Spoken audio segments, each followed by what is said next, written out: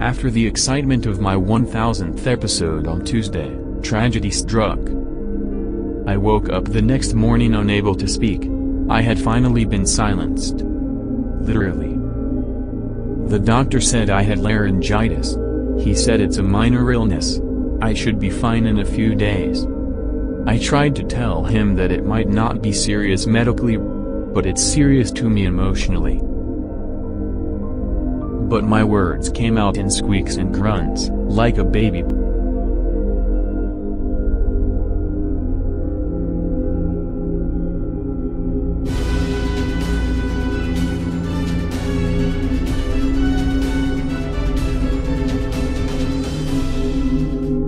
Welcome back everyone, it's Charlie. This will be my Dragon Ball superhero movie review. I was able to go to the US premiere. There's a lot of deep cuts and references to all the major Dragon Ball series going back to the first one and to the previous movie Dragon Ball Broly, so I will explain where this movie fits in the timeline. If you're brand new to the channel, be sure to subscribe to get all the videos. It's been a while since I've done an anime video. I think the last one I did was for Attack on Titan Season 4 a while ago, and then the Dragon Ball Broly movie way before that. It's been about 4 years since that movie came out. That's how long it's been. Don't you feel old now? Technically, the movie is called Dragon Ball Superhero, but you can call it Dragon Ball Superhero 2 if you want to. It is meant to be part of the canon timeline, the main series. It's meant to take place after the events of Dragon Ball Broly, but not that much time has passed after Dragon Ball Broly. And really, like, the most notable thing that everyone's probably going to be talking about, aside from all the big power upgrades that everyone gets, that's usually what everybody talks about, but the other major technical aspect of the film that people will be talking about mostly will be the animation style. The animation style for this movie is a huge change. It's more 3D computer animation and CG as opposed to the Broly movie, where they did use some CG for sure for the fights, but Broly was animated in a more classical 2D hand-drawn style, like it was meant to look more like the old school Dragon Ball series.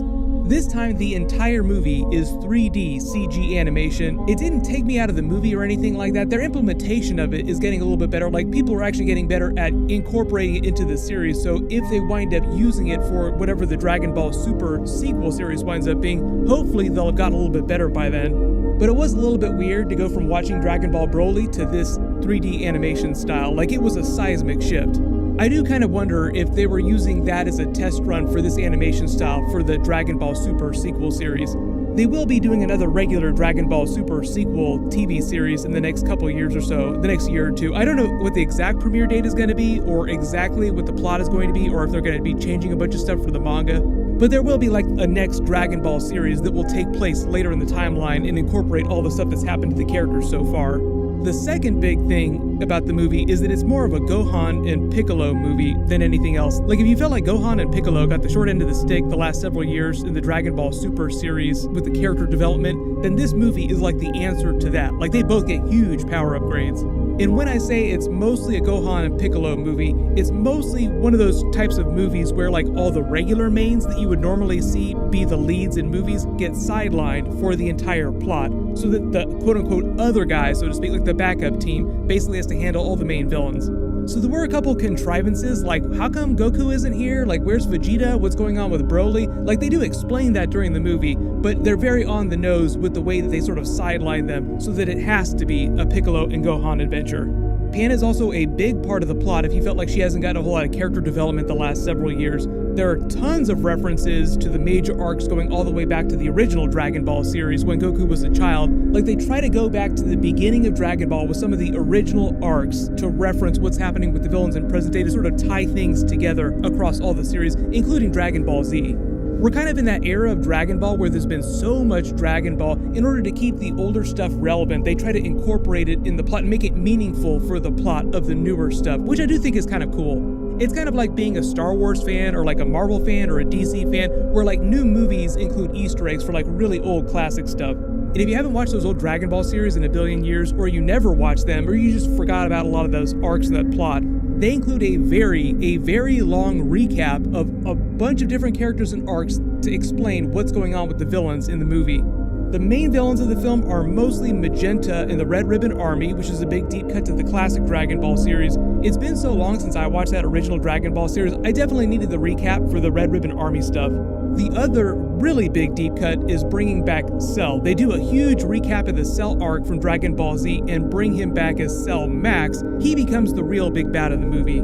The new characters they introduce are Dr. Hito, the grandson of Dr. Jiro, the person who created Android 17 and Android 18, and then eventually the original Cell during Dragon Ball Z. So like at the beginning of the movie, a portion of the big recap was for the Cell arc so that you remember all that relevance.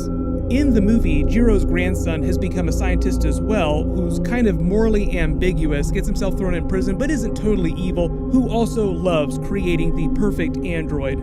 And he's the person who winds up creating these two new characters here, both androids, Gamma 1 and Gamma 2. Like I mentioned earlier, Goku, Vegeta, Broly, and Broly's new squad from the Broly movie are all in the movie. Briefly though, like very briefly. They're really in the movie just for continuity's sake, like what's happening with the main characters since the events of Dragon Ball Broly. Like I said, because it's mostly a Gohan Piccolo movie, they had to create a reason to keep Goku, Vegeta, and Broly off-world the entire time because they're way too powerful right now, so they just had to find a way to take them out of the story, basically. So because of that big plot shift, like because this is kind of a movie about the side characters, technically, I mean Gohan and Piccolo are main characters, but they're kind of treated like side characters now. Because it was just about them, and it had so many really obscure deep cuts to classic arcs, really it felt like a smaller movie than Dragon Ball Broly, like it wasn't quite as epic a story as Dragon Ball Broly was. Just because so much of Broly's story goes into the mythology, the origin of the Saiyans, the origin of all the main characters, the origin of the Frieza Force, Dragon Ball Superhero didn't go quite that deep. Like it was mostly a side quest to power up a couple neglected characters from the Dragon Ball Super series. But it was still very entertaining. Like if you're a big fan of Gohan's character and you have been really upset that they kind of sidelined him for so long, and Piccolo as well, because Piccolo is supposed to be pretty powerful anyway, they do really shine during the movie. They give them some huge power upgrades. But if you haven't seen the movie yet,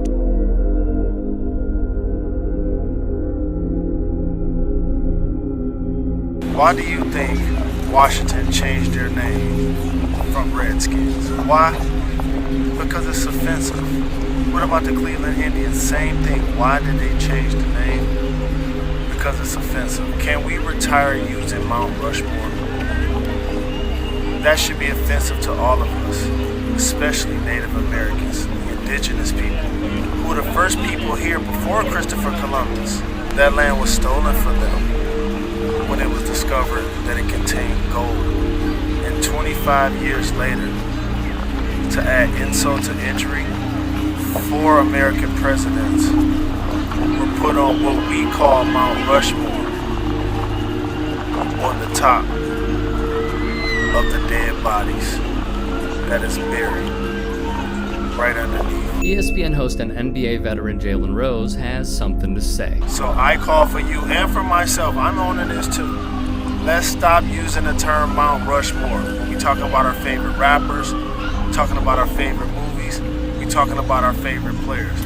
I know you're gonna see this video, and I know you're gonna take action. And take a wild guess who hates this. Do not overthink it. He's part of this left that likes to tear things down that are good. And in his sport, basketball, it was good in the 80s when you had Magic, Jordan, Bird. Now, and that was American. People were throwing elbows, boxing out, actually playing defense. That would be, of course, Fox News. Now what they have is this European style that Jalen Rose, supports. It's all European. People just shoot threes. It's not basketball. It's un-American. Yep, not basketball. It's un-American. Scoring more points per possession? Un-American. Less punches being thrown, like when Kermit Washington nearly killed Rudy Tomjanovich on the basketball court? Un-American. Basketball was better in the 80s, sir. The source of it was kind of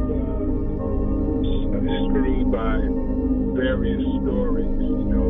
There's a photograph, Larry and I choking one another, and neither one of us signed it. Nobody shows up at the card shows or whatever. I'm like, we're not going to dignify the moment because the game isn't really about, fighting. Take it from NBA Hall of Famer Dr. J. Julius Erving himself, who punched Larry Bird multiple times in the confines of the game. They also choked each other out, or attempted to. This dude would probably utter some BS like, the flopping is out of control, and to that I say, au contraire, my friend. Former host of NBA Desktop, ex-writer at Grantland, The Ringer, Crooked Media, and overall an NBA historian, Jason Concepcion, once wrote the 80s would bring more flopping from Bill Laimbeer, from Worm Rodman. Yeah, but it was great, right? He'd likely blast the NBA players for dressing too flashy, right? Weird. Irvin Magic Johnson would likely have a word on the subject, blaming Jalen Rose for whatever gripe this doofus has with the NBA, mainly the scoring being high and the league evolving to having at least 4 bona fide shooters on the floor all at once.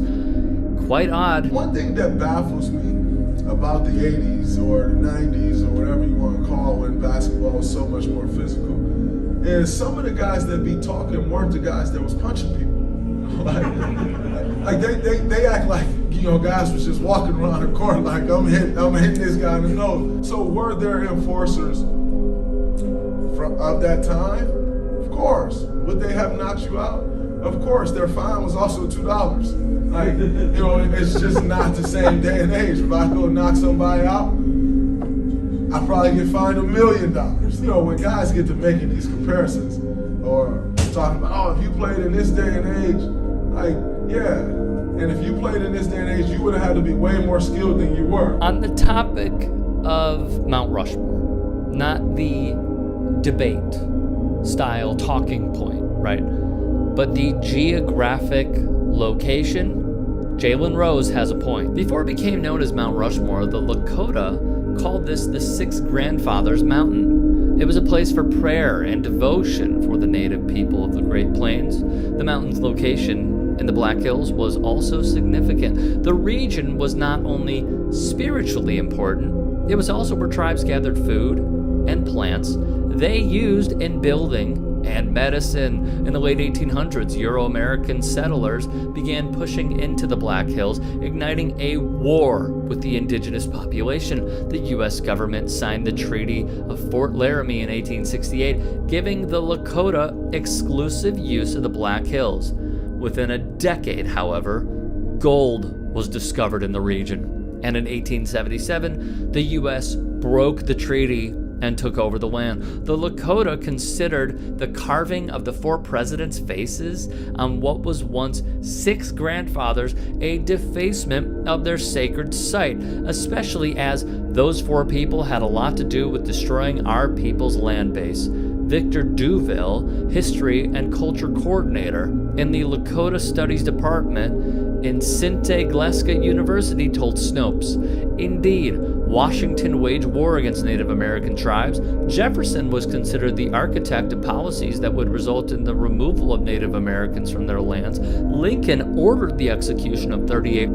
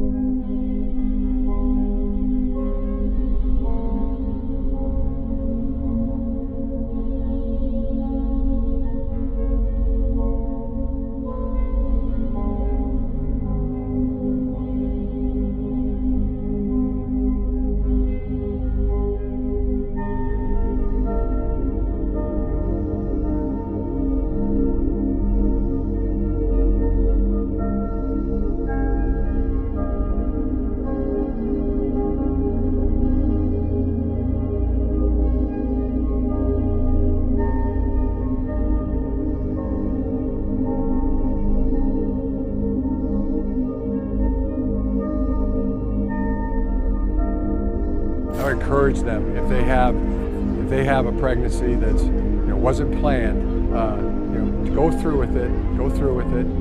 Let that unborn child be born, and if at that time you don't feel like you can care for it, you don't have the means or the wherewithal, then Sarah and I will take that baby. Michigan head coach Jim Harbaugh thought he did something here, when really, just like these folks, it's a creepy approach.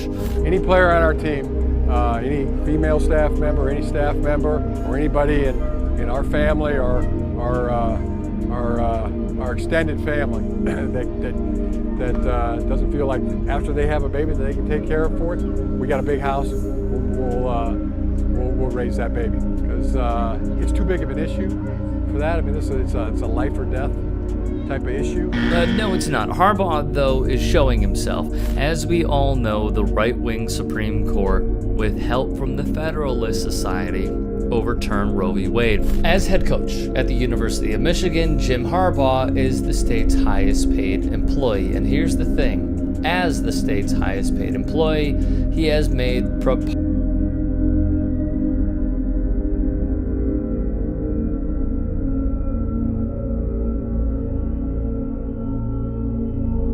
Oh man, it feels so good. We won, we did it. We beat Evil Berwin and the state's attorney, Alyssa Dunbar. She's probably in her office right now crying. Oh, this is great, guys. There's so much to talk about. I'm going to try and make this as quick as possible. I'm going to lunch with the people that showed up here, as well as my attorney. But I want to, first of all, thank everybody who showed up today. It was amazing. Thank you all for your support. Please hit the like button on this video so the world can see what happened here. Oh man, it was amazing. Thank you all for showing up. Big thanks to my attorney, Jim Jenks.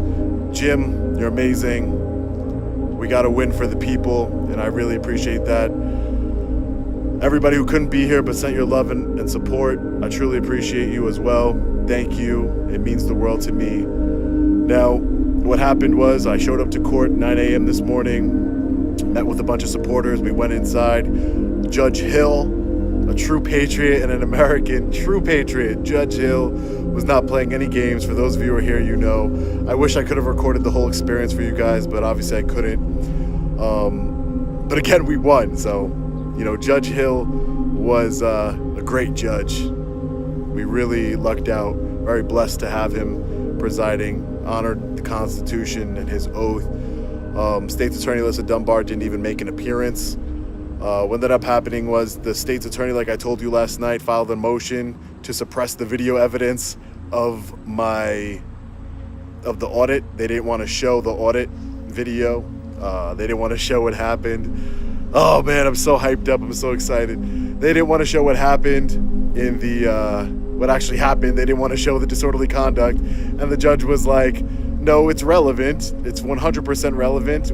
I'll decide what weight it bears. Your motion is denied. So right off the rip, motion denied to suppress the video evidence of my disorderly conduct, which, as my lawyer said in court, Jim said in court, that's really suspect that they wouldn't want the video of the crime to be admitted as evidence. But anyway, that was our first win. The supervising state's attorney, his name was Jose. I would butcher his last name. I don't even remember, to be honest with you. He's irrelevant. But he was Alyssa Dunbar's boss. He came down, and Alyssa was on via Zoom. For those of you in the Zoom, I appreciate you. I know there were some of you in there. So the next order of business was that we were going to have the trial. They were going to have 4 witnesses, and the mayor was one of our witnesses. So in the hallway, as I'm talking to my attorney, I saw the mayor of Berwyn, Robert Lavero. I'm like, hey, how you doing, mayor? Good luck today. And my attorney's like, what are you doing here? Because my attorney thought he was going to blow off the subpoena. But, obviously he didn't want to do that. So he showed up. He was here. It was just an amazing experience, guys. It was so crazy. I can't even tell you how I'm feeling right now. It was amazing, because it's not just a win for me, it's a win for we the people, right? It's a win for the Constitution. It's a win for all of us. All you haters out there who are wishing for me to go to jail, for me to, all you trolls and haters, and you're just anti-American, anti-patriot, anti-freedom, you guys are sheep. And for you to want a free man to go to jail for doing absolutely nothing but recording, exercising a constitutional right, shame on you. And guess what? I'm still here. Case dismissed. So I'm talking to all of you right now, all the haters, all the people who wish hurt and they want to steal my freedom from me. It's not happening. We will win. We won in Danbury. We won here. We're winning in Hagerstown, Maryland for my arrest at the post office. And Danbury is going to be last. Danbury is going to be last. So we're winning them all, guys. We are now 3-0. I owe it all to every single one of you. Jim! Oh, Jim's coming. I want him to say a few words. My lawyer, Jim Jenks, he did a great job. He's never been on camera before, so bear with him. This is my lawyer, Jim. Yes, this is my lawyer, Jim, my attorney. He did this case pro bono. I truly appreciate him. He's just a big supporter of the Constitution and we the people. And he saw the video and saw the injustice, and he practices law here in Illinois. And it was great, Jim. I think we have to throw out a huge little to the supporters for helping out, because I don't think if you had so much support and publicity on this, I think it would have went a completely different way. Yeah, so for sure. Your fans really helped out, and then the people that showed up. Yeah. Definitely. The courtroom definitely wasn't when the case got dismissed. Wasn't it great to hear the applause in the courtroom? Oh yeah, everyone was great. Everybody was applauding. applauding. I wish everybody could have seen. I know. I wish the you could state's attorney freaking out, because he was actually literally shaking and like throwing a hissy fit. It was amazing. It was amazing. It was pretty. He was shaking, literally shaking, freaking out because of a camera. Like I said to you before, it started with a camera and ended with a camera. Yeah, they answered ready. They had all their witnesses here. Yeah, we were gonna go. We were gonna go. Mayor. And then they threw a big stink about the camera showing up, and then after that he went in the back, flipped out, came out, and then they dismissed the case. And when everybody was clapping, the judge didn't say quiet down. I didn't see him, but people told me he was smiling. Yeah, he was smiling. It was great. Thank you, back door. To trials, and they lost. There's nothing they can do. The tyrants lost. I love you all. Thank you so much. It was for everybody that showed up here today. Look, they're right over here still, guys. You see them over here. Everybody who showed up today, it was probably about 20, 30 people, I don't know. But whoever showed up, I appreciate you. Thank you for all the super chats. I see the super chats too. Thank you. Thank you so much, guys.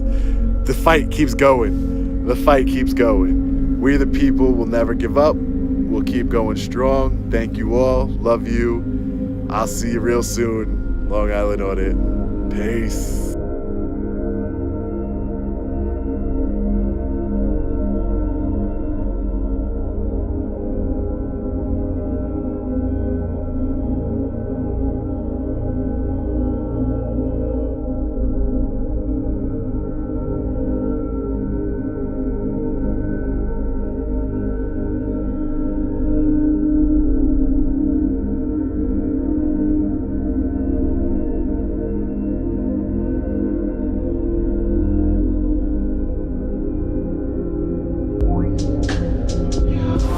What's up, YouTube? Welcome to the Coffee Pod. My name is Chishu Zed. Drink the coffee, it'll make you feel better. There are more men today who are getting their passports. There are more men today who are looking at women overseas as prospects, as potential options for wives, or just female companion. There are more men today who are fed up with dealing with women in the West. So where would this all lead? What does everybody think about this? Check out this TikTok titled, I am not Kevin Samuels. No more wasting time. Let's get it. So I was told yesterday and on 2 other occasions in the past week in the comments as well, but I had someone directly tell me, it's like you are trying to fill the space that Kevin Samuels had. Okay, let me tell you what, that's absolute bullshit. Kevin Samuels was here to try to fix relationships in the United States, to tell men and women what they need to do to work together to fix the marital rates, right? Austin does not give a if you marry somebody from the United States. Matter of fact, I'm telling men to leave the United States because why? Kevin Samuels wants to try to fix women. Women, you can't even tell them where they're wrong at. So just get the out of here. Get your passport. I'm just telling them to quit with y'all all together and go somewhere else. Kevin Samuels did not do that. Kevin Samuels does not have the same message. Kevin Samuels told men to marry women in 3 damn months. I'm telling men to leave the women and go marry somebody somewhere else. I don't give a how quick you do it, how slow you do it, if you do it or not. Just go somewhere else. If you want the quickest solution, go somewhere else. You can't fix the requirements it costs to get somebody here to even talk to you is ridiculous. Okay? Like, especially if you're in Texas. If you're not a millionaire or you're not pretending to be one, you are out of the game. You are out of, you could be doing good, looking good, it doesn't matter. So go somewhere else where you're appreciated. That's all I'm saying. And that's not somewhere else in the United States. I'm saying go out of the country. That's my message. Kevin Samuels, I love his content, big supporter is, but we do not have the same message. Get the off my page with that bullshit. This is to all of the damn single black men out there that keep hollering about they going out of the country to get them a wife. Y'all want me to talk? Y'all baby mama say, y'all better sit y'all rag down because you owe child support and they don't let y'all get no passports. So it don't look like y'all going nowhere. So you might want to sit down and be content and do right and find you a black girl right here in these great United States because they ain't letting y'all go nowhere. Did I get it right, ladies? Did I get it right? Okay. That's from y'all baby mamas. All right, guys, so you've heard two perspectives on the situation. First, we had the gentleman who said, I am not Kevin Samuels. I'm not trying to fix relationships in the black community, it looks like in specific, because that's what was Kevin Samuels' focus. He says, that's not me. I'm saying just leave it all together and go overseas. Then you had a woman, and I'm sure you guys probably recognize her if you watch my channel pretty consistently.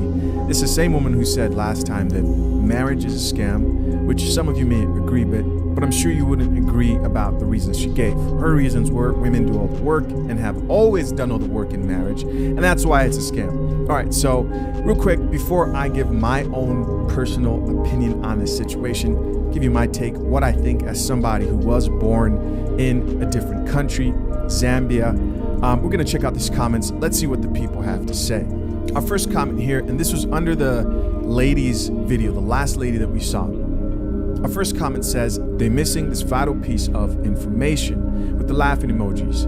Now, obviously this chick didn't like the coffee of hearing that men are looking elsewhere. They're going overseas. She didn't like that. This coffee smells like shit. Why? Because the thought of most women that men have even more options, men who are single, just of course would irritate women who are having a hard time in today's dating market because they don't realize they're having a hard time, not because of the men, but because they're modern women, right? And so the vital piece of information that she's talking about that she says they're missing is what the lady says of you can't leave the country if you owe child support.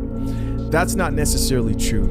There's a lot that goes into that, but that's not necessarily true. Probably the biggest misconception that that lady had who made that comment is she doesn't know that the majority of black men are childless. So to the majority of men, this does not apply. And even if it did apply to you, there's ways of getting around that, right? Now, if you're leaving to another country to avoid paying child support, then yes, you might have some issues with that in specific. But that's not what men are talking about. Men are talking about going overseas to find wives. So we've got another comment here from a woman who says, me as a Haitian woman, my family would literally shame me for bringing a non-provider home. Now, this concept of foreign parents shaming their daughters for bringing a non-provider home is just a lack of understanding of how economies work in this country versus Haiti, versus Zambia, where I'm from. A lot of African parents want all their daughters to bring home a provider, but they don't understand that the cost of living in this country is not such that it could be supported by a one-income household in most cases. The parents are still thinking like they're in Haiti. It's the African parents do the same thing. Bring home a doctor, bring home this, bring home that, right? Make sure he's a provider. Well, he will provide protection. He will provide probably the majority of the bills because men still out earn women. But most of you women will have to work. Most of you women will have to pay a significant amount of the bills. Why? Because you turned into the men that you are looking for, right? All those degrees, all that success, well, you had to take that out of men's pockets, limiting their ability to provide for you. This next commenter says they're aware of how everyone views them. That's the primary reason they continue to harass black women instead of leaving. Only a few have the option. That's not true. Only a few actually want to go overseas. People are passionate about the message, but I found out most people don't. They don't.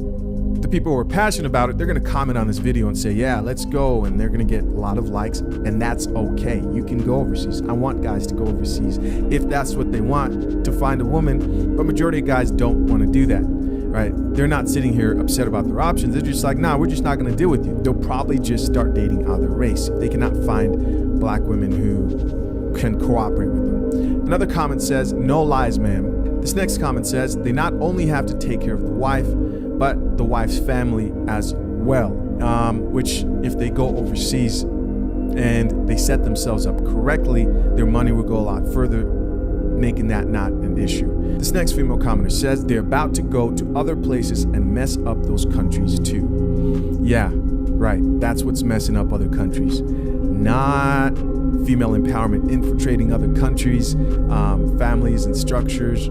That's what's messing it up.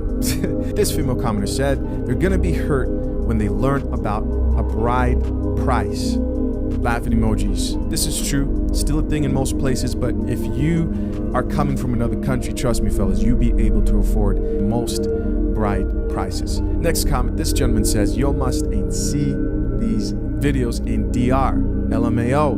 Next comment, this is sad and we don't have a reputation, just your assumption. Next, laugh out loud, you almost had it right. African American women aren't going 50-50 either, and that's why they're moving on and why they're making their moves elsewhere. This is true.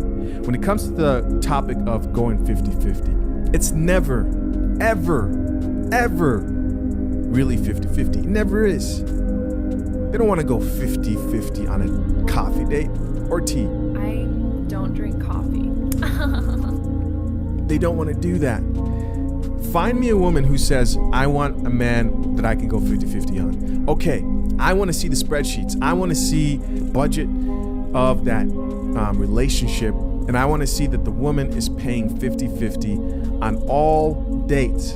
On all dates. Most women, can you find an outlier? You probably could, but most women still expect a man to provide just for the majority of the dates. Most women still want you to protect them physically in the face of danger, no matter what they say. So this 50-50 stuff for most women is BS. And any woman who says, I'm okay with that, isn't looking for that. Now I'm gonna give you guys my own personal perspective on this specific topic. People have asked me in the past, and I said I'll do it. I think I'm gonna do it in this video and give you guys my own opinion about, like, get your passport, go overseas, find a woman. First of all, this is not advice. This is like when I talk about marriage and I say, hey, it's up to you once you realize the current state of marriage, how you want to move forward, whether you want to get married or not, if you want to protect yourself, it's all up to you. I'm not the guy when it comes to the marriage thing to say, I think men shouldn't get married or I think they should get married. I say, whatever you do, make sure you're as informed as possible going into it, right? That's number one. Next is, I want to see all men get what they want in the context of a relationship with a woman. This is not a BLK pill channel. That's not what this is. I share this information, the information I share in my videos, I do that to help guys navigate the current dating market, understand intersexual dynamics, not to just be bitter towards women. Are men upset? Yeah, there is something called the RP rage, right? It's something men go through when they realize the truth, when they realize that they've been lied to most of their life. But I make this content to make your life better, not to make your life worse. So if you're one of those BLK guys who's gonna come in, and guys, don't misunderstand me when I say BLK, I'm talking about BLK pill guys, who's like, oh, all women are horrible. I don't believe that. I don't, Right? You miss me with that shit. I block a lot of those guys on my channel. I can't keep up with comments nowadays because there's so many. But if I see somebody who's just on this like defeatist, why me, no purpose, doesn't want to improve their life, I just block you, bro. Because at some point it just gets too much. Moving on, not going to get sidetracked. So keep these two things in mind as I share my own personal perspective on this topic. If what you want is to get a woman overseas and you've thought it out very well and done your research, then do it, man. Do it. I think you should do it. I think everybody needs to travel, first of all, to give you a whole different experience, just exposing yourself to a new type of, it's almost like a new reality once you go to a different country. If you've never been, it changes you. But as somebody who was born overseas, I can confirm that women overseas are not as masculine, entitled, and ignorant to what a man needs in comparison to women out here in the West. In fact, they drink coffee. Like my coffee, like I like my women. So I was born in Zambia, for those of you who may not know, and travel back and forth. Probably could travel more frequently, but I go enough that I can still maintain familiarity with my family and such. I want to travel more back to my birth country. With that being said, here's just some real advice for men wanting to find wives overseas. Number one, sure, you can go overseas and find a woman who will 8 times out of 10 treat you much better than women in the West. When I say treat you much better, I'm not talking about connection and all this shit the women want to talk about. Well, what if you guys aren't connected? What about connection? So surface level. Men don't care about that shit the way women do. Men are simple. Does she know what you want? Does she know how to cook? Does she challenge you? Does she understand power dynamics within a relationship? Is she pleasant? Yeah, you will find that, because women out there aren't trying to compete on who has the biggest balls, right? They're not confused. They know who they are. They know they are women, and they know that you're a man. Now, with that being said, listen, if you plan on going overseas, don't plan on moving back to the States with your wife, with your chicks. And this is why, man, because guys who think that they can go there and then move back, oh yeah, I'm gonna get a foreign wife, I'm gonna bring her back to the States, they underestimate the power of female empowerment propaganda that's fed through media, that's on TV, that's on the social media that she's gonna consume when she's over here. She's gonna touch down here, and as soon as she arrives in this country or any Western country, everybody is gonna be trying to feed her tea instead of coffee. No, I'll have a tea, actually. And I hear a lot of guys saying, yeah, I'm gonna go overseas, find a wife, bring her back. I'm like, hey, underestimating the power of friends, influences. Delusion is addictive. Wanting to be a man is addictive. In fact, pop culture is the #1 good that the US exports to other countries. We decide what's cool. We decide the trends. We have all the musicians. We have all the famous actors that are world famous. What am I trying to say? It's good for now in these other countries, but eventually, female empowerment, if it continues the way it's going now, it will become a norm in other countries. Other men in other countries are already experiencing this, but it is getting worse for them too. And then the question is, how many of you guys are really ready to, like, move to a different country completely? If you are, that's great. I'm not here trying to convince you not to or to do it, but just keep that in mind going forward. Listen, man, as always, curious to know what you guys think of this topic. Leave your comments down below.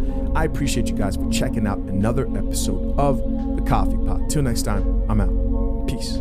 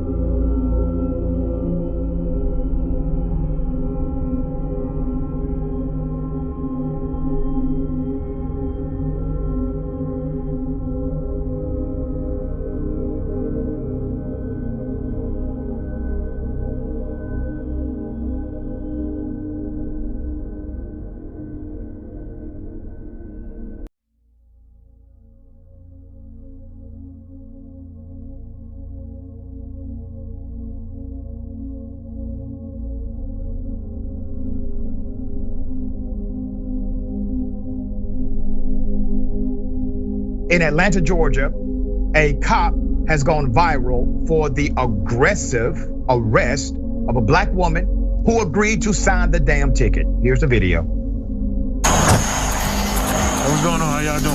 Hello. All right. Well, I see the Ohio tag. I'm not sure if y'all from here or not, but you can't be inside the park in the city of Atlanta between the hours of 11 p.m. 6 a.m. Okay. You got your IDs on you? Huh? You have your IDs on you? Yes. Let me need them.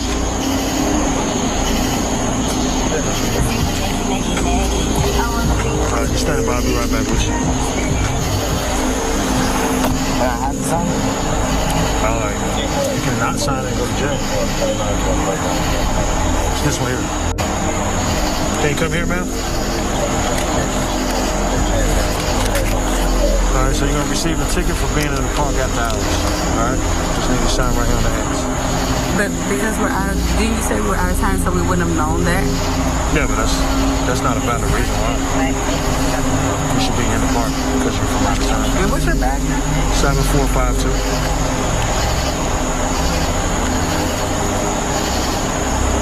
And what's your name? Officer Brooks. What's your first name? I'm not going to give you my first name. Okay, and I don't have to sign this, right?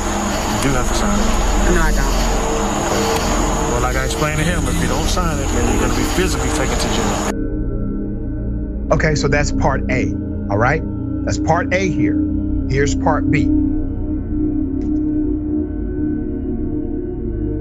I'm not here to play games. I know, but I'm going to sign. Put your hands behind your back. Mr. Brooks, I'm going to sign. Put your hands behind your back. Sir, You don't have to. Resist. You do not have to. I'm asking you, why am I putting my hands behind my back? Because you're under arrest. I'm going to sign the ticket, but why am I under arrest? Sir, she's about to sign the ticket. I'm going to sign the ticket. She's about to sign the ticket. That's all you wanted to do is sign the ticket. That's all it is. I'm going to sign the ticket. That's all she's signed the ticket. You told me you're not signing. I'm going to sign the ticket now. Mr. Brooks, I'm going to sign the ticket. You don't have that option now. Why don't I have the option, Mr. Brooks? Because I gave you two options. She was just asking for your badge number at first. I'm asking for your badge number, and that wasn't clear on why you weren't giving me your badge. Sir, you don't have. Sir, you do not have to hold her like that. Oh my God. Sir, you do not have to grab her like that. I'm telling you that I'm going. Sir, I'm going to sir, sign the ticket. you do not have to grab her like that. I'm going to sign the ticket, Mr. Brooks. I'm going to sign the ticket. Why am I being arrested? It continues. Here it is. Please tell me why I'm being arrested. Sir. Oh my God. I'm so scared. My God, please, in the name of Jesus, please, God, in the name. Why am I being arrested, Mr. Brooks? I'm going to sign the ticket. Mr. Brooks, why am I being arrested? Why am I being arrested?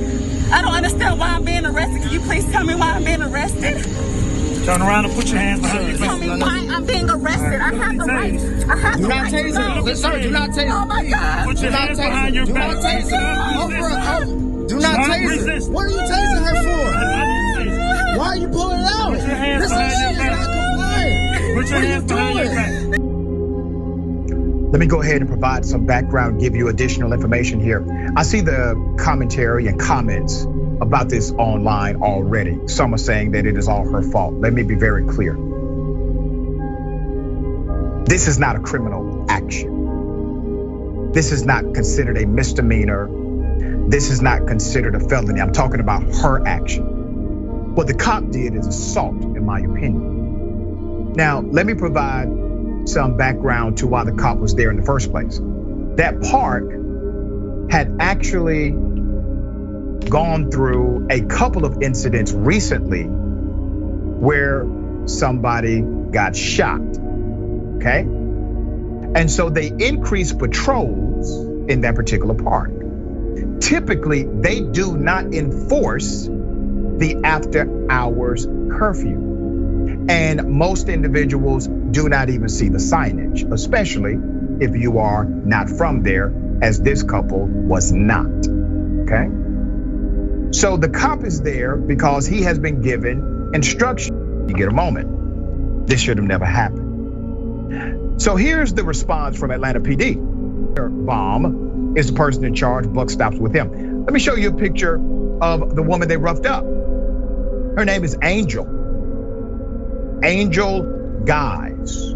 Angel is a remarkable individual. Check out her Instagram post when you get a moment. This should have never happened. So here's the response from Atlanta PD.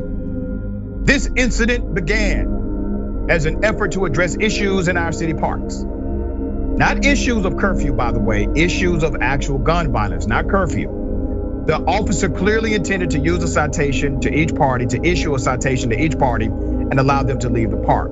Several unnecessary decisions that were entirely out of our control resulted in a physical altercation with an officer and the physical arrest of this individual. So the city of Atlanta, they're standing behind the actions of this cop. Now remember, cops are trained to de-escalate. Before he effected the arrest, she said, I will sign the citation. At this point, his feelings are hurt. This woman has said no to him. How dare she? This woman has said, give me your badge number. How dare she?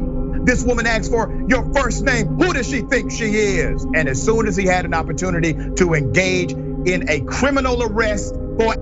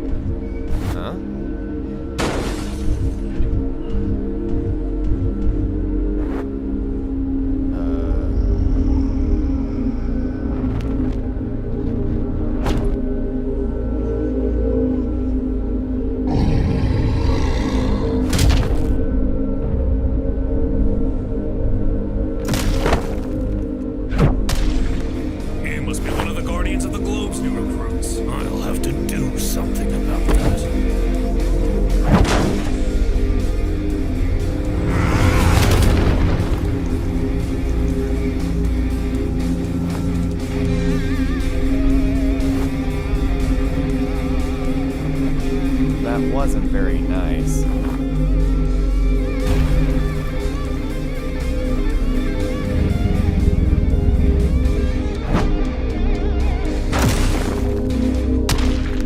Not bad, bald man. Not bad.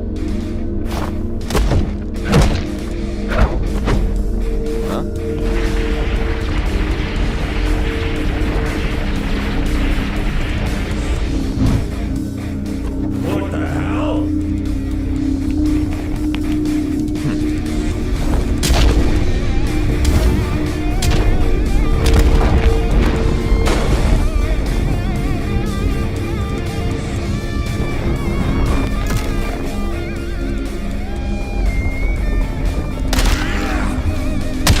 Signal, I think. Don't let that scrawny run psych you out. You've gotten too used to demolishing so many weaklings that you let your guard down. He's just a simple wake-up call to remind you that not everyone you face is going to be a wimp. So stop holding back!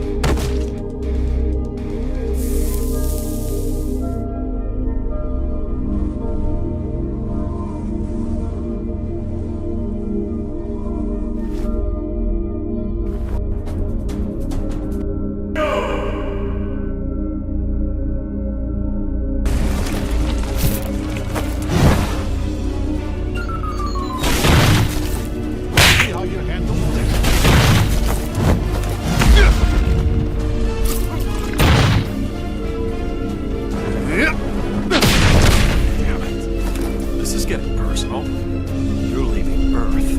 Now. On who you're trying to be.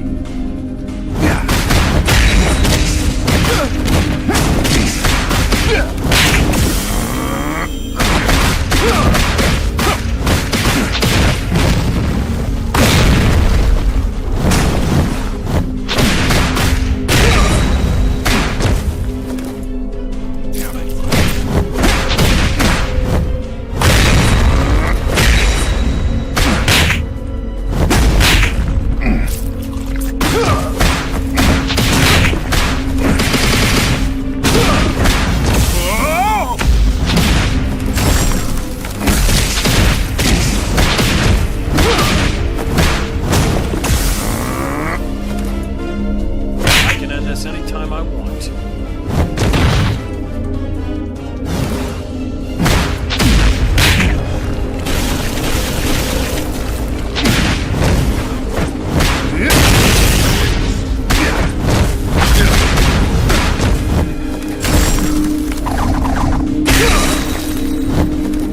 Gonna take more than that. Get off my planet.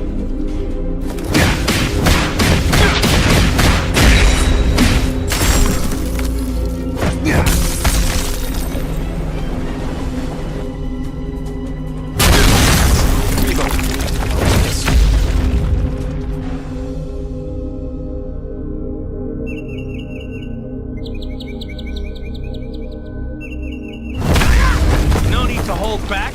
Come at me with all you got. Yo, Bob! Watch out! I won't go easy on her! You think you're ready for this?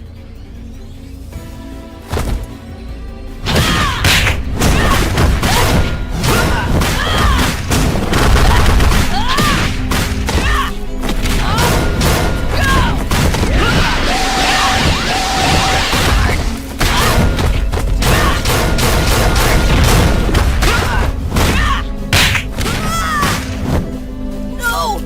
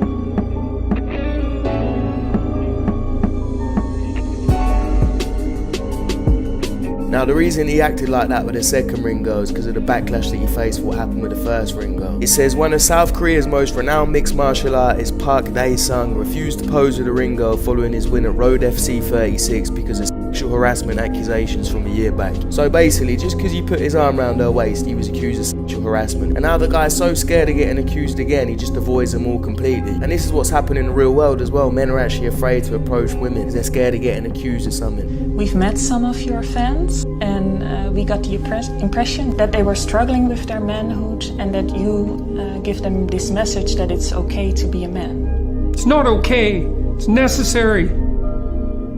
What the hell are we going to do without men?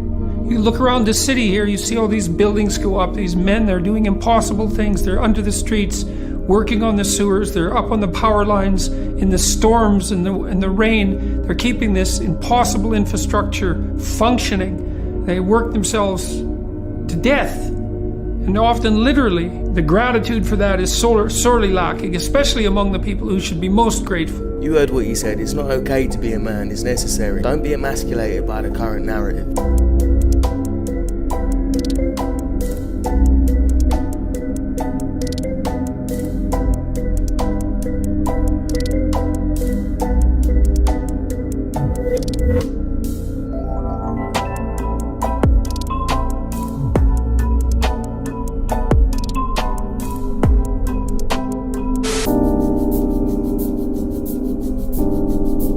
The irony is her posting that TikTok gave every single guy the ick. Damn, there is no parking here. I guess we'll just come around it. Nah, you can just drop me Wait, home. what? No, I'm sure there's parking down the street, like... I'm good. Plus you're ugly. Yo, what the fuck? Don't be a her.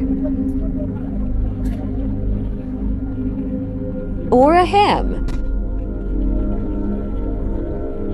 The only person that you shouldn't be in this video is the woman filming. Stop taking videos of other people at the gym without them knowing to post on social media to make fun of them for likes and attention. Me getting ready to inject your fave influencers who claim to be all natural.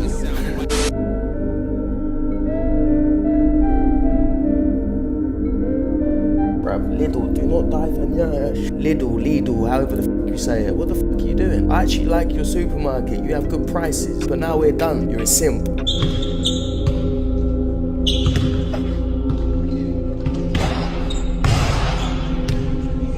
You're a victim. So name a time that you finesse your nigga or ex. I just had all 5 of my niggas pay for all my expenses out here. Period. Room, rental, wig, hair, nails, feet, and my friend shit. Period. Shit. Every nigga paying for everything that I'm getting. That's real. You wanna be next? Whoa. You like him tall? I do. 6'6", and he D1. What's up?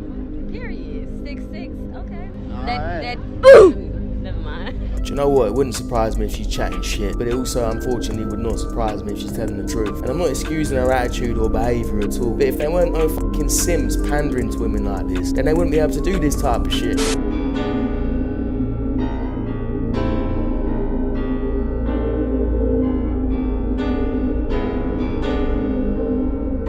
Oh my god. Get me a fucking sick bucket, man. Literally, I need to throw up. No one gives a fuck that you broken up. Why are you putting it on TikTok? How have you actually just thought, oh, let's film this moment. Let's get the camera set up perfectly right there so we can film this on TikTok, go viral, and everyone can feel bad for us. And the mad thing is, everyone in the comments falling for it. This is fake as fuck, and the biggest problem with social media. There's no genuine moments anymore. Everyone's doing shit for the camera. Not in general. You don't? In general. Just because I don't know what's been in there. I don't do that like unless they're special. Bruv, don't be doing that to girls the first time you ever met. It ain't worth catching something for life.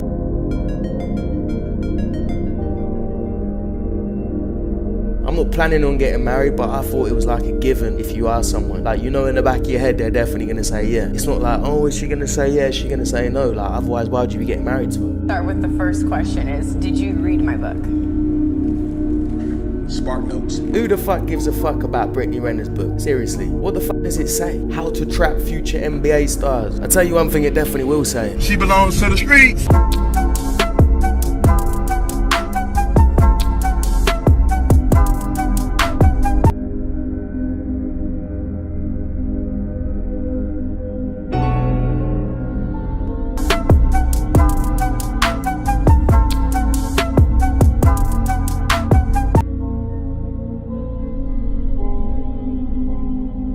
many sins that could be forgiven due to intoxication, insulting a drug lord is not often. Of the many sins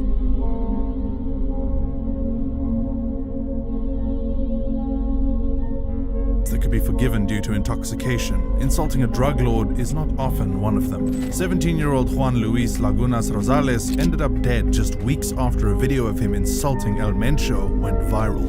El Mencho, whose actual name is Ruben Oseguera Cervantes, is the owner of Mexico's fastest growing cartel, the Jalisco Nueva Generacion. Did El Mencho have hand in the Rosales death, and how exactly did it all go down? Keep watching to find out. Today, I will be uncovering the events surrounding the life of Rosales up until his death.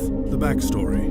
Rosales was born in Navolato, in the state of Sinaloa, in Mexico.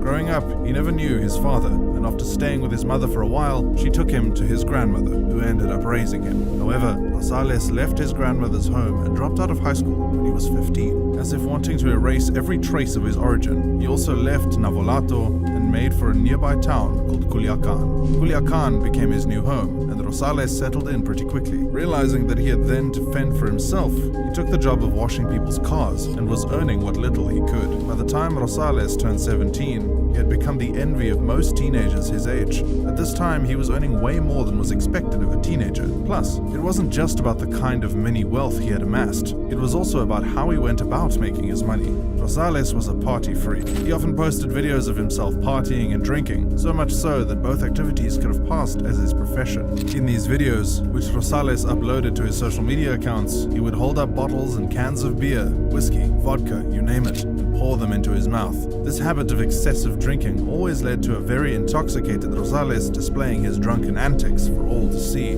Strangely, Rosales began to grow famous by posting videos of his drinking adventures on social media. Several people across Mexico and even beyond enjoyed watching these videos. Sometimes he would also post videos of himself taking drugs, passing out from excessive drinking, and throwing money around. While Rosales did all of these, his fan base kept growing.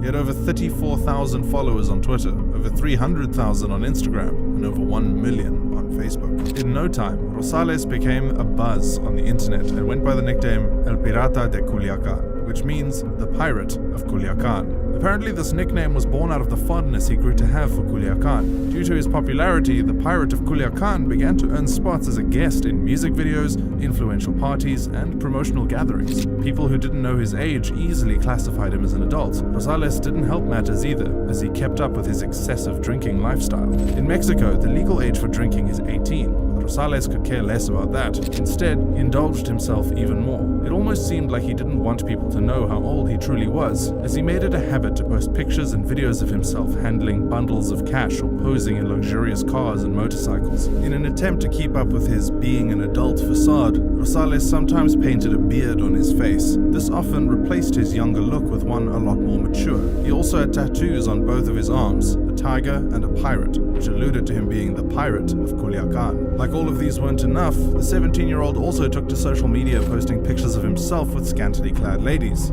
Most of the time, these ladies were significantly older than he was. In addition to that, he would post pictures of himself carrying guns and other kinds of weapons. At this point, it is safe to say that anyone living this kind of life would feel invincible and develop the mindset that he could get away with anything. Slowly, Rosales was cultivating that mindset, and it did not help that he broke the law several times and got away with it. Legally, Rosales wasn't supposed to do drugs, flaunt weapons, and take alcohol since he was still a minor, but he continued to do just that. He boldly did all of these things, and even went as far as sharing the pictures and videos on his social media accounts. In August of 2017, Rosales was arrested for underage drinking, which you have to admit was long overdue, seeing how the teenager was far from the legal drinking age at the time. Of course, this incident did next to nothing to help Rosales, because after he was released, he immediately picked up where he left off. During an interview with the producer of Univision Entertainment, Pepe Garza, Rosales stated that he was an alcoholic, but he wanted to change that so he could pursue a music career. He further said that he had signed a contract with Cash Records and added, "I want to learn to sing now. That's going to be my motto."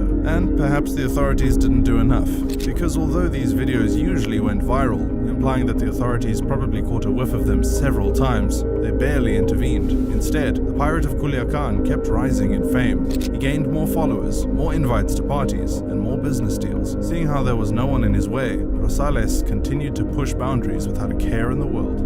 But you know, the thing about boundaries is that you can only push so far. Ruben Oseguera Cervantes, aka El Mencho. In December 2017, Rosales released a video making jest of El Mencho, where he said, El Mencho a mí me pela la ve.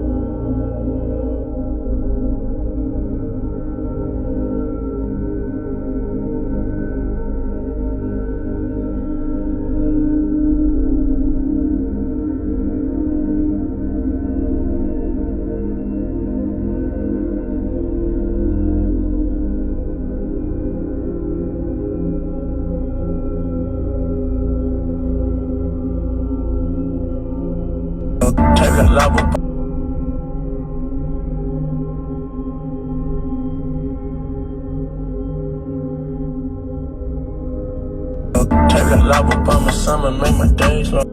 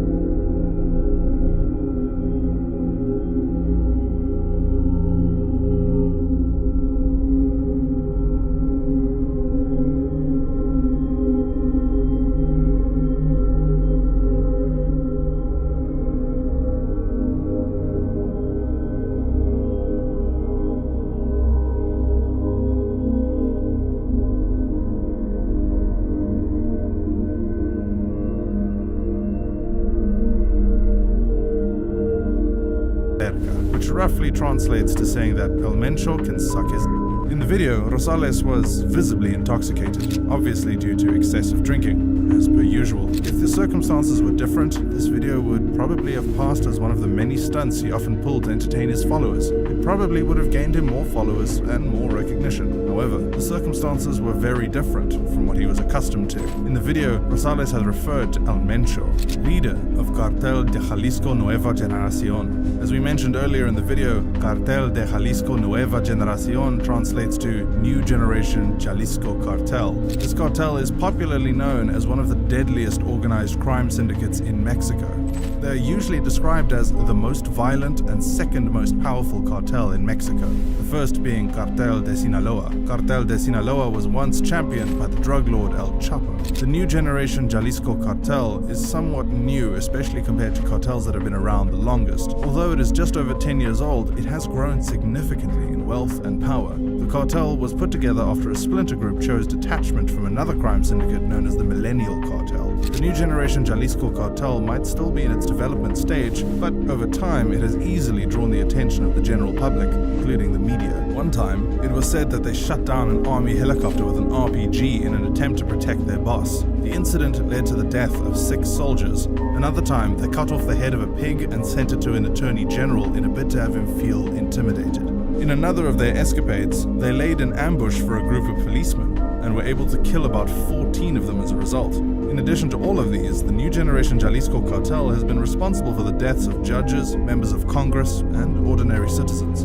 They also have a reputation where drugs are concerned. According to US officials, they are the major suppliers of over 1/3 of illegal drugs that circulate in the United States. They have also gone as far as distributing in Europe and Asia. The New Generation Jalisco Cartel also has multiple methamphetamine labs set up across Mexico. They not only produce and sell crystal meth illegally, but they also do the same with cocaine. While it might look like this cartel only has brutal mass murders and illegal drugs to its name, you should know that it is also famous for stealing crude oil. Other criminal activities they engage in include selling arms, kidnapping, extortion, and other violent crimes. Unlike El Chapo, everything about El Mencho screams mystery. It is said that he loves working from the shadows, almost like a ghost. El Mencho is not only on the list of the top wanted criminals in Mexico, but also in the United States. In Mexico in particular, he takes the #1 spot as the most wanted drug lord. El Mencho is wanted for drug trafficking, illegal possession of weapons, and his being involved in organized crime.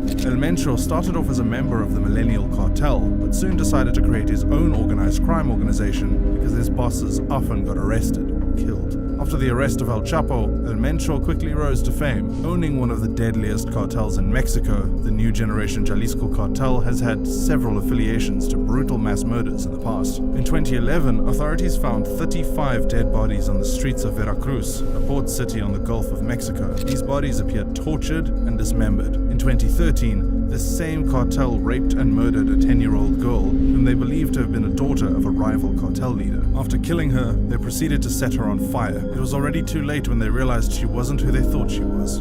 Under his leadership, Mexico recorded a 20% rise in homicide rates, with a record of 20,000 deaths. The statistic equated to an average of about 69 deaths per day. There are alleged reports that El Mencho was once a member of the police force, but was sentenced to 3 years in prison for selling heroin. Whether or not that is true, it is pretty evident that the man is no longer on that side of the law. His infamous nature led the United States government to put a bounty offer on his head. It is said that whoever is able to provide information that is likely to lead to his arrest will be rewarded with a sum of $10 million. So far, this has been recorded as the highest sum of money the US government is willing to pay as a bounty. As you might have expected as well, the drug lord also has a bounty offer on his head in his hometown. In Mexico, authorities are willing to pay the sum of 30 million pesos, which is equivalent to $1.5 million US. Knowing all of these, it shouldn't come as a surprise to anyone that El Mencho is not the kind of guy to play around with. However, Rosales chose to do precisely that. He not only cursed the infamous drug lord, but he also went ahead and released the video on the internet, a video which many Mexican press publications called, in effect, the initiator of a countdown for his time here on Earth, the murder. On December 18th, 2017, weeks after the video of Rosales calling out El Mencho went viral, he made the second biggest mistake that likely sped up that countdown. He had made a post telling his fans to meet him at a bar in the Guadalajara metropolitan area in Jalisco. Meanwhile, This area happened to be where many of the drug trades took place in Jalisco. At about 11 p.m. that same day, a group of men carrying guns swarmed into the bar and started shooting. Although it is said that Rosales was the main target, a 25-year-old employee in the bar also got killed. It was reported that Rosales was shot about 15 to 18 times, which means he definitely died on the spot, and he was only able to be identified through the tattoos he had on his arms. Rosales' death is included in the 1,400 people who died in the state of Jalisco that year, even though there were speculations that El Mencho was responsible for the death of Rosales, seeing as the teen died just weeks after the video about El Mencho went viral. The killers have still not been identified, therefore, no one has yet been arrested for the death of the 17-year-old. A Mexican newspaper, Periódico Supremo, reposted the video and captioned it, "I firm su trato de muerte," which means, thus signed his deal of death. While some of Rosales' fans shared their condolences, a few mentioned that he should have known better than to make jest of a drug lord such as El Mencho. A fellow Instagram star remembered Rosales after his death by posting a caption that read, "He told me that he wanted to change, but on the weekend there was no lack of bad influences. You were living a fast life, you never listened, and I don't judge you. Those who knew you know you were a good person." Be that as it may, Juan Luis Lagunas Rosales could have lived a much longer life under normal circumstances. However, he chose to live a fast life, and then he took things way too far when he decided to play with fire. He got the fame he sought from pushing the boundary.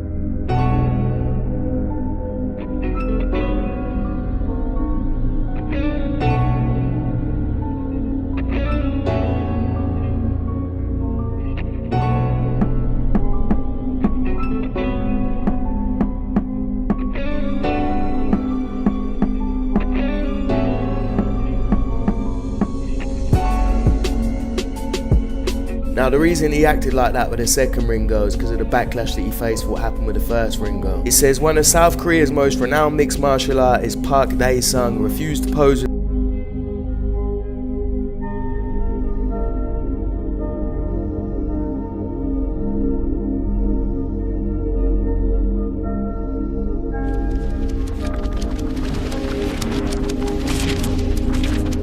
So, back to what I was saying before, my theory. Steve Rogers did not have a girlfriend before he went into the service.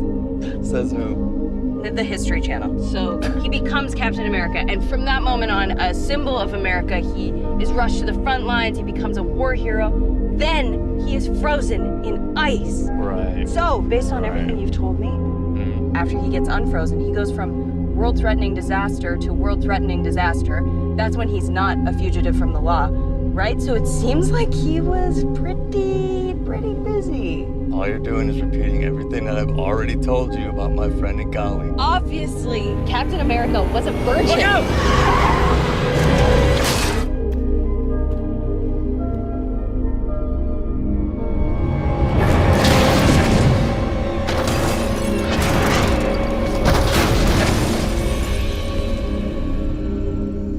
In the Marvel Cinematic Universe, the people are protected by two separate yet equally important groups. The heroes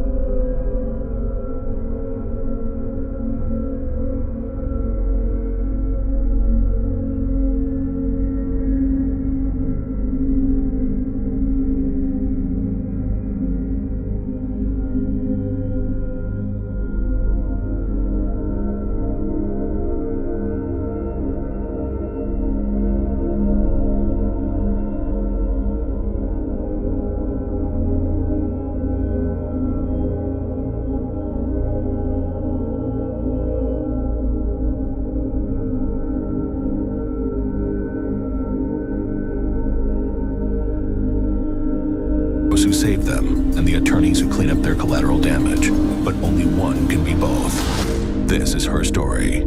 Dun dun. Lawyer show. She-Hulk's a legal comedy like we've never done before.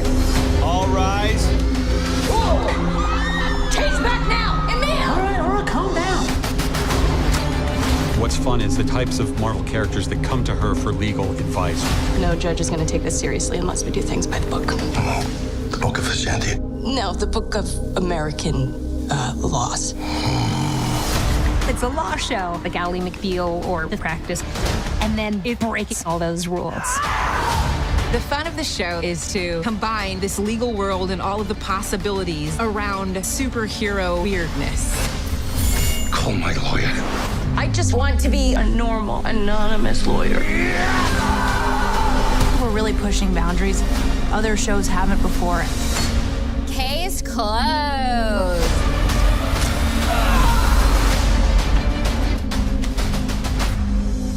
Dun dun. Welcome back, everyone. This will be my brand new She-Hulk Marvel video. They just released a new trailer and a bunch of new clips, and it looks like they're combining a lot of the Planet Hulk, World War Hulk elements with her origin story. So we're getting a lot of the backstory that they cut out for Thor Ragnarok. We'll break it all down. I'll be doing videos for all the episodes when they start next week. It literally starts next week, so be sure to subscribe to get all those videos. I'll do a special Marvel giveaway during that too. We'll start with Disney Plus memberships. All you have to do to enter is be a subscriber and leave all your theories about them incorporating this Planet Hulk storyline to the origin story. And this is all from episode 1, this one clip here. Just starting with the footage, because they answer like a long-running fan theory while making a joke about Captain America being a virgin. So the funny thing is that they actually just did something similar when Ant-Man addressed the Thanos theory in a brand new video that they shot at Marvel. Hi, I'm Scott Lang. But you might know me as Ant-Man. And I am Hope Van Dyne, the Wasp. Look, before we start, let me address the elephant in the room. I've heard a lot of chatter out there asking why I didn't shrink down, go in, and kill Thanos in a really creative way. First of all, gross. Secondly, it's much more complicated than that. Allow me to explain. If only we had the time. If you don't know what the Thanos theory is, that was a big thing back during Avengers Infinity War and Avengers Endgame. People were wondering, why didn't Ant-Man just shrink down, go inside Thanos' butt, and grow real large and use that way to kill him? Like literally use a backdoor method to make as many jokes as possible to kill Thanos. The answer for the Ant-Man question was him just saying, ooh, that's gross, and 2, it doesn't work that way. But it is them addressing that, and now they're addressing the theory that Captain America was a virgin for pretty much his entire life, right up to the end of Avengers Endgame when he went back in time to stay with Peggy Carter. Like, that's when he finally got it on. The funny thing about that is that the writers of Avengers Endgame were also the people who wrote the other Captain America movies, so they had been thinking about Captain America's backstory in the MCU for a long, long time. They said even though it's not canon, in their own minds, like in their own theories as writers, they said they felt like Captain America got it on with a woman during the USO tour when he was stopping at all these different cities across the US when he got the super soldier serum, but before he'd started his relationship with Peggy Carter, like before they had become a thing. There'll still be tons of fan theories about that too, but it's just like a funny way of Marvel addressing fan theories. So if you like that Marvel is now canonizing a lot of these crazy fan theories about all the different characters, during Thor Ragnarok, they kind of combined some elements from the Planet Hulk comic book storyline with a new Thor story. During the Planet Hulk storyline, the Illuminati sense the Hulk is just becoming too much of a problem, so because they feel like they can't kill the Hulk, they don't want to kill the Hulk because it's their friend Bruce Banner. The Illuminati, who we just saw in the 838 universe in Doctor Strange 2, decide that they're going to banish him to outer space. So they just fire him in a spaceship to outer space, but the ship crashes on the planet Sakaar, and a warlord is ruling the planet and forces him to fight as a gladiator in the pits. This is where the plot of Thor Ragnarok became very, very different. But the idea in the MCU is that when he was on Sakaar, fighting in the Grand Masters tournament, he was full Hulk, like the Hulk had completely taken over and subsumed the Banner personality. So when Banner finally came out during that movie, he's like, wait a minute, what happened? The last thing that he remembers was long before the events of him landing on the planet. So the idea is that just like the Planet Hulk comic book storyline, Hulk had a son, or multiple sons, he has 2 sons in the comics, while he was on Sakaar in full Hulk form, and that's why Banner doesn't remember that he has sons. The biggest character people think of when they think of Hulk's son is Scar. He's the son of Hulk and one of the local women that Hulk fell in love with. There's also this storyline with something called the Old Power that's contained inside the planet, which is sort of like this cosmic power source that Galactus eventually wants because it's such a big deal. Scar is able to access it, and it just makes him even more powerful. So like the whole idea is that he becomes even more powerful than the Hulk eventually. But what happens in the comics is that Hulk's wife dies, and he goes back to Earth to get revenge on the Illuminati that he thinks killed her. All the while thinking that his wife is dead, not knowing about his son still being alive. So the idea in the TV series is that somebody is coming back from Sakaar to try and kill the Hulk, and She-Hulk just gets caught in the middle of that. Like, they're not here to kill She-Hulk, they're here to kill the Hulk. And remember, when you see him in the car, when they attack him, he's still got his arm in the sling. He's got this green light on his wrist that looks like it just monitors his transformations, like his rage level. For those of you also asking, how can they actually injure the Hulk? Like, wouldn't he transform and wouldn't it heal all that damage? I think the idea is that the weapons that they're using on him in his current state just allows for that to happen. Because his arm looks totally healed in later episodes, I think they'll explain how this transformation, like this event, causes him to heal that damage when he transforms into Hulk again. You can let me know in the comments though, like who from Sakaar is using this ship, like Grandmaster's type of ship, to come and kill the Hulk? Like who on that planet would want to kill?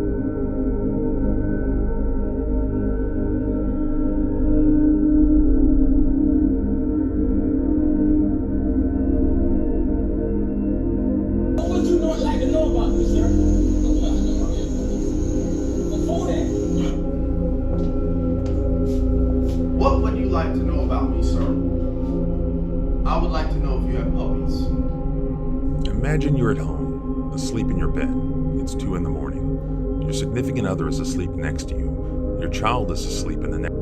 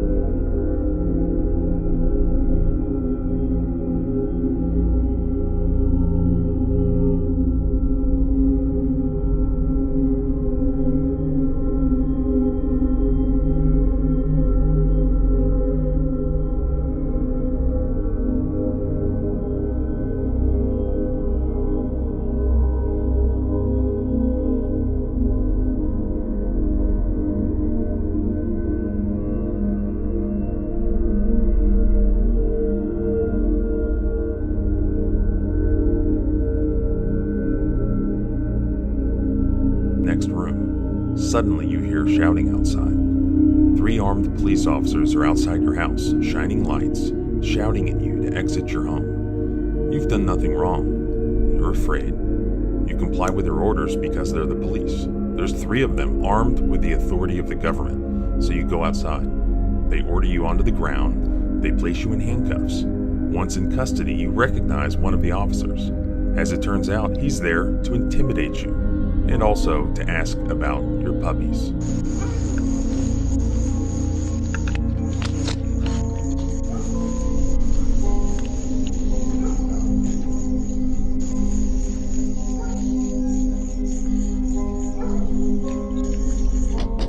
Police department.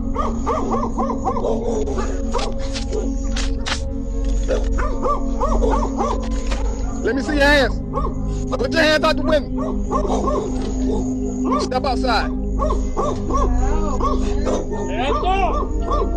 Look away from me. Look down. This happened on August 2nd, 2020 at the residence of Shane Glover, who was there with his girlfriend and their sleeping child. These officers showed up to Shane Glover's home after Glover had attempted to talk to Officer Jermaine Smith earlier that day about inappropriate comments Smith had made about Glover's girlfriend. Prior to approaching Officer Smith, Glover called 911, telling dispatchers that he knew Smith was a police officer and he didn't want anything bad to happen to him when he approached Smith to talk. But Smith drove off before Glover was able to make contact with him. Just hours later, Officer Smith and 2 of his buddies showed up to Glover's house to force him out of his home at gunpoint. That way. Get on the ground. Hey, what's up? Hey, let me see your hands. Come on out. Come on out. Come on out. I got you. What is wrong with you? People are asleep.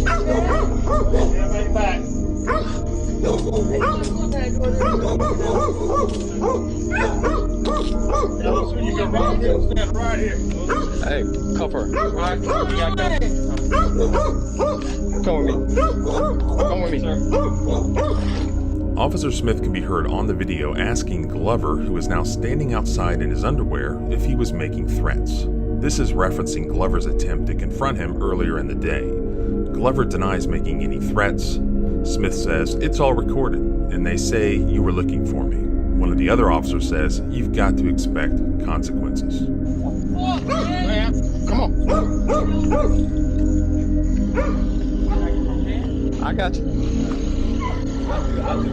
Up there anyway. Yeah. Making threats? Nah, I ain't making no threats. No. It's all recorded, man. They say you was looking for me? No, I said I was up there. I just came up there because Jessica called and told me that you asked about my dog.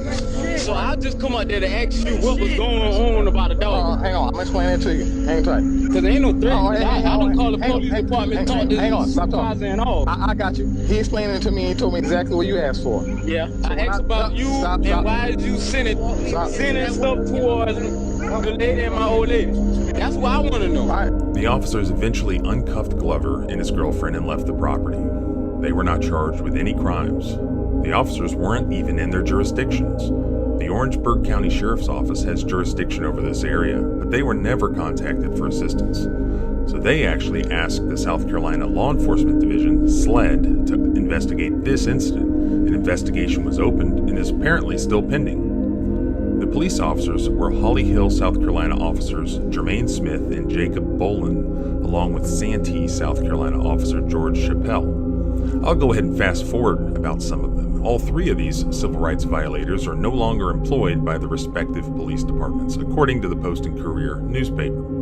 Officer Chappelle apparently lost his law enforcement certification in May of this year as a result of misconduct allegations related to lying about being late to work and random drug test screening.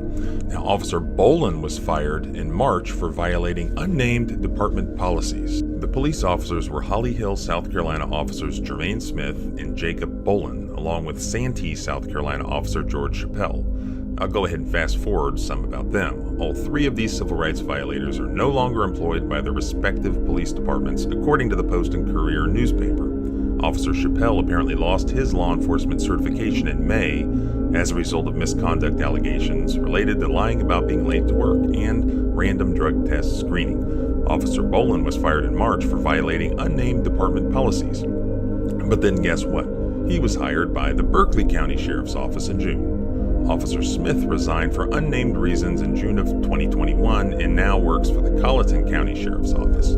He's now been placed on administrative duties, apparently, pending the outcome of the SLED investigation. We know about this incident due to a lawsuit that was just filed a few days ago by South Carolina attorney Justin Bamberg, who is also a state legislator in that state. He gave a press conference and released this body cam footage. One of the most bizarre parts of this incident is that this tyrant officer is simultaneously flexing on Glover and also inquiring about his puppies he saw in the back of his truck. Maybe that's just a South Carolina thing. It's like a parallel universe where everyone can get along when it comes to squatting your trucks and hunting dogs. And I say this as having met a big pit bull named Joe Boo from Orangeburg, South Carolina. What would you like to know about me, sir? Before that. What would you like to know about me, sir? I would like to know if you have puppies. This is the most ridiculous situation. And I've handled a lot of situations, okay? Horrible situations, right? That's one thing, right? Not that it's okay, because it's not. If a traffic stop goes wrong, right? And someone gets shot, or if there's some other active situation. But that's not what we have here. We have a group of, and what conversations they had with each other, we don't know, but we're going to find out. But we have a group of officers, all of whom are outside of their jurisdiction, which means it's no different than me or you going out there like this. The lawsuit, filed on August 1st, alleges that Officer Smith and his comrades showed up at Mr. Glover's home that night to flex on Glover after he made perceived threats against Smith. They did not have arrest or search warrants. Neither of them were ever charged with any crime. They were merely kidnapped out of their beds by individuals wearing police officer uniforms and driving taxpayer-purchased police cruisers. They don't go get a warrant. All this threat talk is nonsense. That's nonsense, because if anybody truly thought there was a valid threat, then the proper processes would have been followed. They would have immediately gone, called a magistrate judge like you always do, and got a warrant for threatening a public official or something like that. But that was all nonsense. What this was the epitome of an improper, illegal, unconscionable flex. As I've explained many times at this point, a man's home is his castle. It doesn't have to be a brick home. It can be a single wide trailer, an apartment, or even a hotel room. The police cannot arrest you in your home without arrest warrant. They cannot arrest you in someone else's home without a search warrant. Any entry or violation into the sanctity of a home is presumptively unconstitutional, as explained in the 1967 Supreme Court opinion in Katz v. United States. There are only two valid exceptions to that: consent and exigent circumstances. Consent is explained in the 1973 Supreme Court opinion in Schneinkloth v. Bustamante. Exigent circumstances is detailed in the 2006 Supreme Court opinion in Brigham City v. Stewart. Even assuming that a threat was made earlier in the day by Glover, as Mr. Bamberg correctly explained, the proper response to that would have been to seek a warrant from a judge. Police officers did not get to be judge, jury, and executioner. There was no warrant here. Thus, it's irrelevant, really, whether a threat had been made. Even if it had, that pales in comparison to what happened here, which was essentially a kidnapping at gunpoint, among other things. As always, thanks for watching. You'll find more information in the link below at my blog at thecivilrightslawyer.com. If you have a video you want me to see, please send it my way. Don't forget to subscribe and hit the bell notification so you don't miss updates or future videos. Please like, share, and comment about this video. It helps the channel. It helps the mission of exposure, education, and accountability. If you want to support the channel, please consider clicking the join button and becoming a channel member or sponsor. Remember, freedom is scary. Deal with it. See you next time.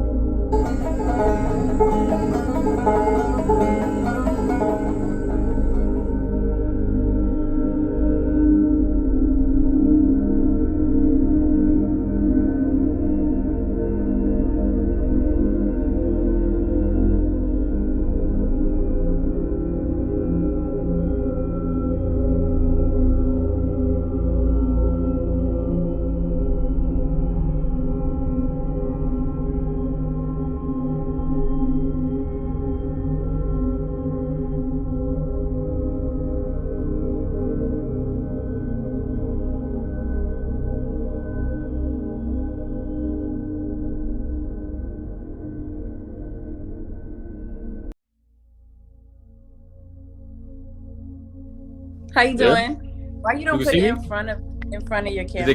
it doesn't let me. It doesn't let me. Oh damn, my bad. It doesn't let me. All right, so what's going on? What's going on, Melly? My What's fault. your name? My name is Forte. Oh, nice to meet you. Wait, where you from? I'm from outside of DC in Virginia.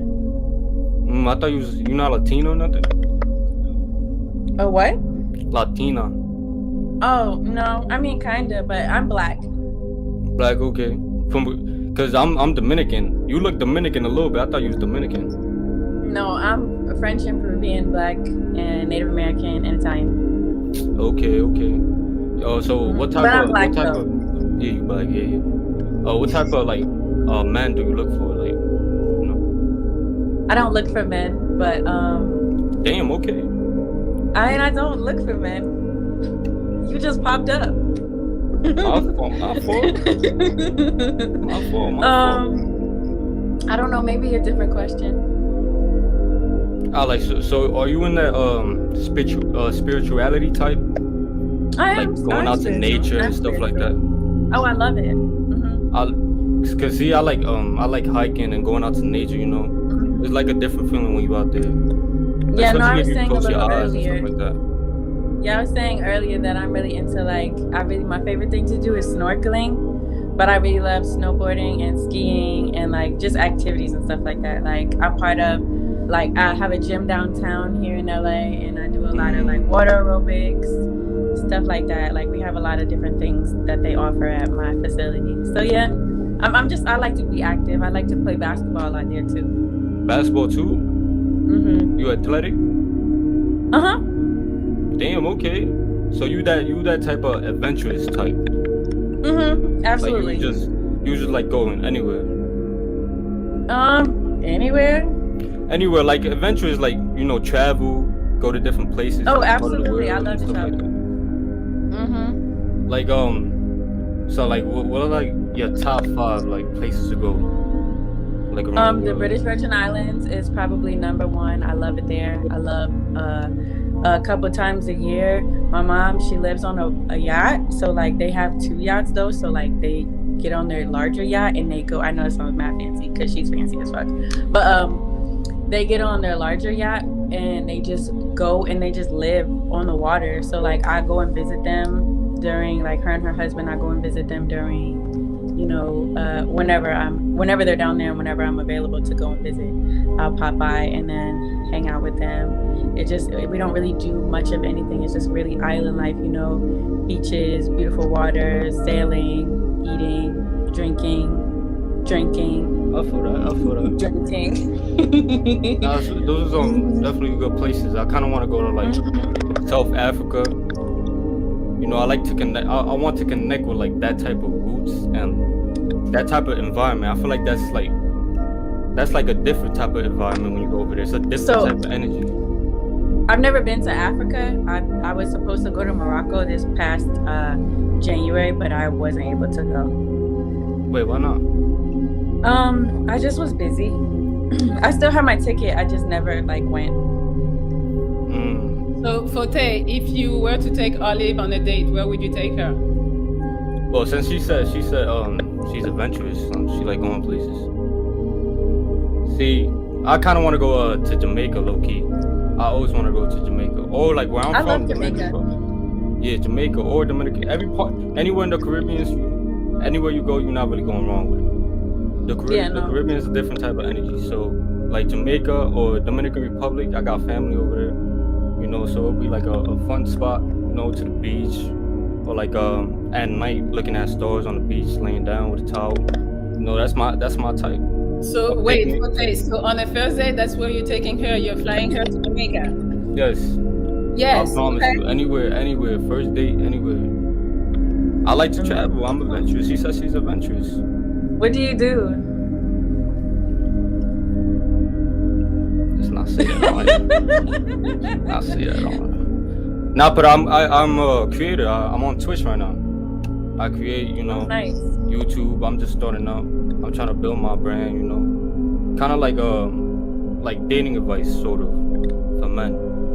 Okay. Like what things to do, little things to do, you know, stuff like that. Pineapples.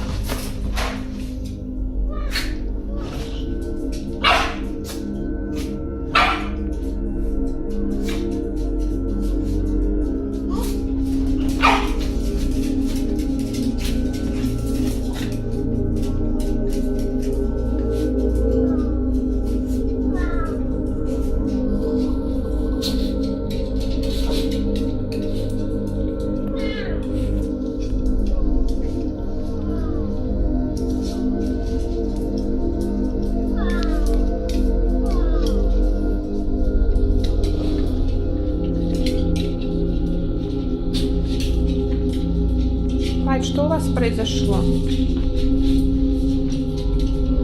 Клайд? Зачем ты так делаешь? Клайд? Клайд? Не надо так делать.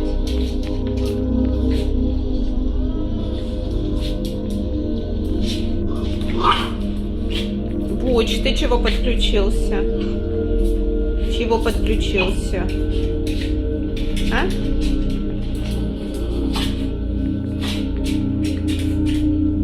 Ты ведь так не делал, Буч.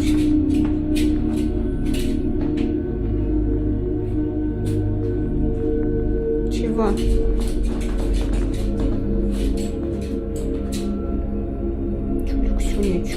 Чего, Люкс?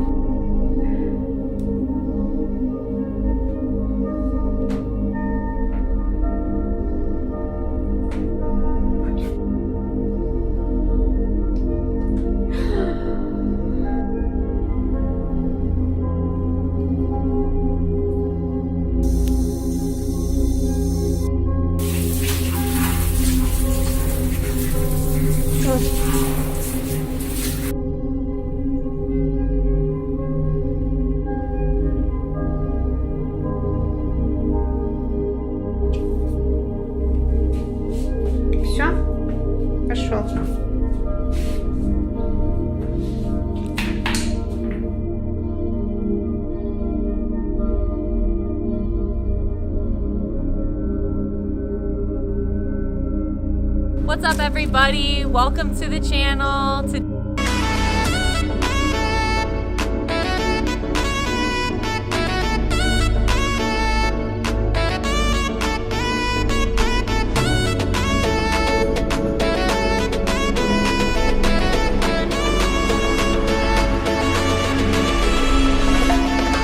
I'm about to go get the meat ready because we are going to be feeding one of my favorite cats today. I'm going to show you what he's going to be eating. Let's go.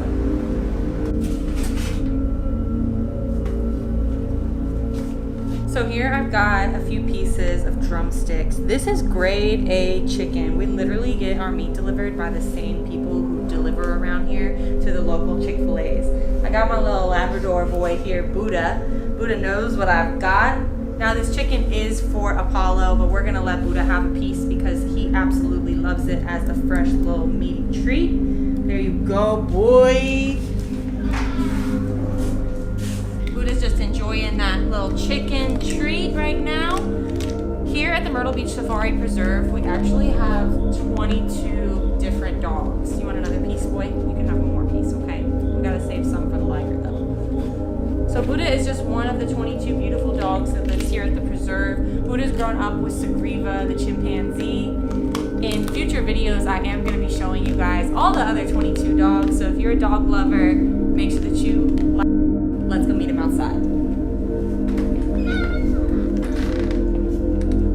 Thank you guys so much for all of the support. My dad just went to go get this beautiful liger boy. Right now, I want you guys to like, comment down below, subscribe. Let me know what you think of all of the other videos. Today's video is gonna be great. This is the world's largest big cat, and we're gonna show you guys what he eats every single day. Here's big Apollo boy coming out. 1,000 pounds of beauty with my brother, Cody Ansel. my dad on one side. Hey, Apollo.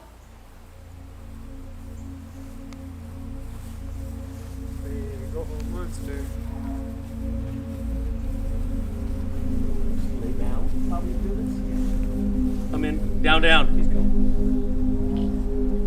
Oh. So you can see this enormous liger kid here. This guy Apollo is just one of our biggest cats we've ever had. He's only 5 years old and still growing. This incredible big guy's got an enormous appetite. He eats 25 to 35 pounds every day. He could easily sit down and eat 100 pounds if he wanted to. He's just a consuming machine. Down, down, big dog. We don't need to walk. Hey, hey, down, down. You're all right. Big liger, down. Down. Oh yeah, that's a good dog. Giant liger boy like this is just an eating machine. He's going to consume an enormous amount of food, 25 to 35 pounds in a day. He can eat 100 pounds in one sitting, but he'll just get super fat. Ligers do have a tendency to get extra big, and they can gain too much weight. Then it'd be hard on their bones, just like it is us if they get too heavy. Right now he's hard on my bones. He's laying on my foot, this big silly cow. We'll show you what he looks like to eat. We've got Cody and Tawny are going to come up here and give him a snack. Here with my brother Cody, we've got some grade A chicken right here. We're using the nice bamboo skewer. We're gonna go feed this liger one little piece of meat at a time.